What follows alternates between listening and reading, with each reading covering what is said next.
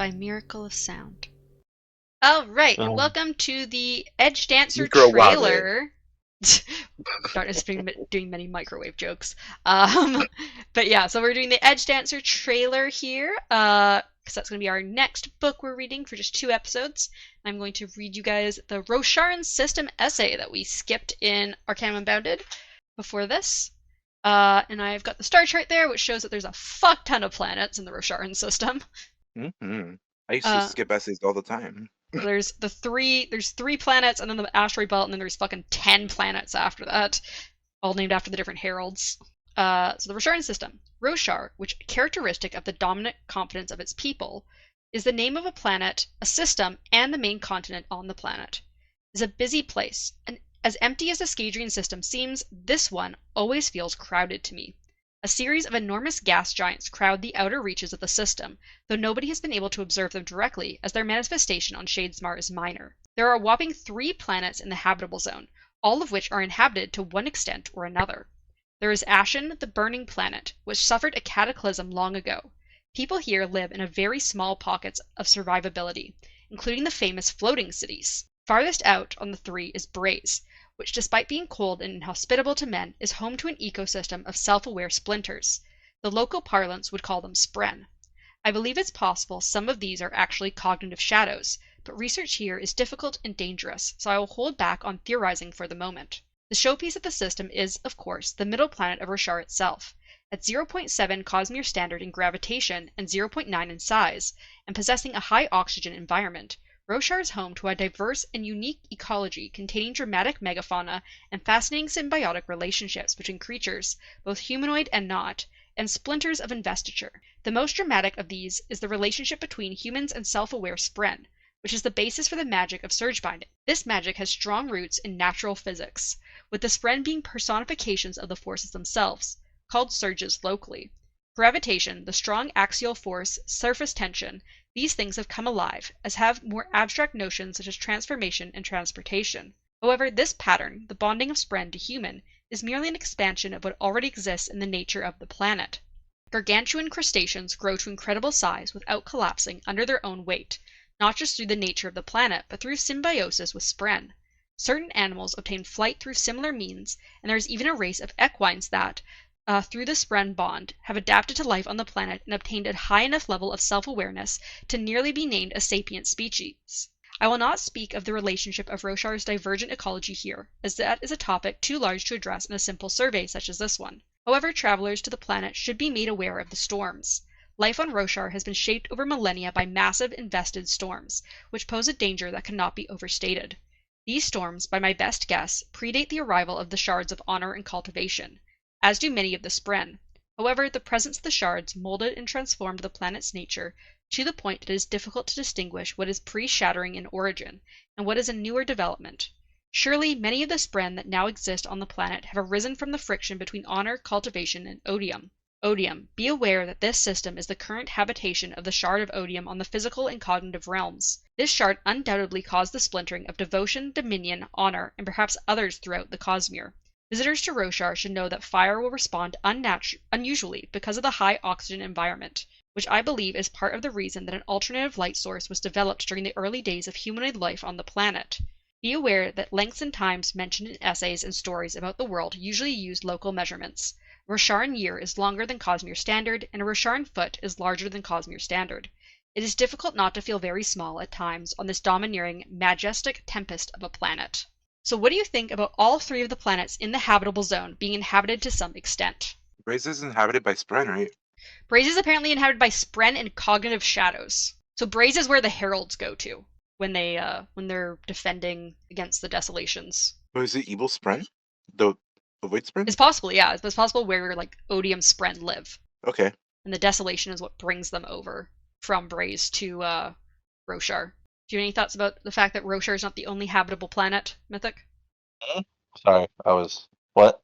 I said, do you have any thoughts about the fact that Roshar is not the only planet that is inhabited in this system? I mean, not really. It's cool. Also, what do you think about Ashen, which That's what I apparently, was gonna say. yeah, Hmm. which is has people only surviving in small areas, including floating cities, because of a cataclysm? What the fuck is a cataclysm? It's like a big disaster. Do we know what it was? No, we are not told what the cataclysm was, just that there was a giant cataclysm that apparently has made most of Ashen uninhabitable. It reminds me of that whole Mistborn situation. Yeah, it kind of does, where it's like Mistborn, because of what Rashek did when taking over to try and get rid of the deepness and stuff, he kind of fucked with the planet and made it mostly uninhabitable. Yeah. Yeah, only a few people survived there. Apparently, they also have floating cities, though. Like, I want to see the floating cities of Ashen. That sounds cool as fuck. Have you not? No, Do you know anything about it? I know very little about Ashen. I know a little bit more than what's said here, but not very much. Define how. Okay, so can you tell me what you know? Not like I in detail, know but like, what I know mostly about what the cataclysm is. okay, do you know about the people? I do not know much about the people besides that they're humans. You think this is where the theory that we had going on, where, so I know Mythic was like a really strong feeling about this, where the Parshendi were the originals from Roshar. Hmm. I still think that, yes. What if the people were from Ashen? Do you think all the humans in like this solar system are from Ashen and they somehow came over to Roshar at some point? It's less that I feel like Roshar didn't have humans, and then Ashen did. I don't know if the others did as well, Yeah, that's what but I I was kind of do. saying. That like, But yeah, there I wasn't do know humans. that, well, what I want to believe is that a lot of them were able to get through before the cataclysm or whatever and save themselves by going into Roshar. Do you think whatever happened to Ashen, like Ashen was a great planet for a while, and then things got fucked up, so a bunch of like the majority of the humans like fled to a neighboring planet, probably through Yeah. Shadesmar. Mm, I'm not sure if any humans actually have ever lived on Braze, because they kind of imply that it's quite cold. Like it's apparently it's in the habitable zone, but I don't think there's any proof that humans have ever lived on Braze, as far as I'm aware. Just Ashen and Roshar. Life finds a way. I mean, it sounds like you probably could travel there via Shadesmar, but but if it is all full I of mean, odium spren, you might not want to be there. the thing is, if not humans, then something else, you know? Well, they say that Braze is mainly inhabited by spren and then potentially some cognitive shadows, right? So It's 100% guaranteed that Ashen is humans, though, right? yes, I am 99% sure that it's humans on Ashen. So it's not 100% then. Pretty sure. Stuff at a cataclysm. People here, because I think specifically, Chris, who's writing the Arcanum Embedded stuff, I think she specifically refers to humans as people because she says at one point that there's human, yeah, so we are between creatures, human and not on Roshar. So she kind of like refers to the Other Parshendi species. not really as people so much. She refers to them as other sapient creatures that are not human. So I'm Okay. assuming she would have like specified if they were not human, since she Okay. specifies about both Roshar and Braze. Also, what do you think about the fact that a lot of the creatures on Roshar actually bond to Spren, and that's how a lot of them like fly or can survive as such large creatures without like being crushed by their own weight? Pretty cool. Because it's kind of like a miniature version of the Surge Binders. So apparently, like all these things, like apparently both like the not just the intelligent Spren, but like the non-intelligent Spren can also like bond to things. Mm-hmm. And then they also mentioned how the Rhyshadium are almost sapient. So like they're so smart that they're almost considered like a sapient species along with the humans and the Parshendi. That's weird. They're gonna have talking horses now?